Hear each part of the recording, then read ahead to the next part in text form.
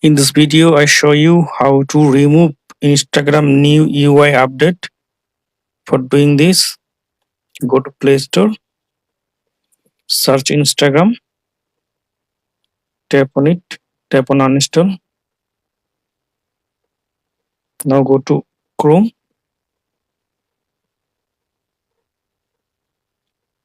Now search for Instagram old version, tap on it, long press.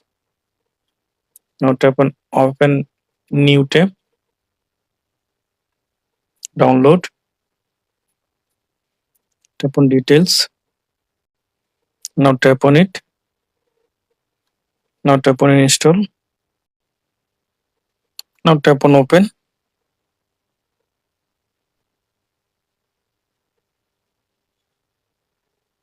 Now you can see that Instagram new update UI remove.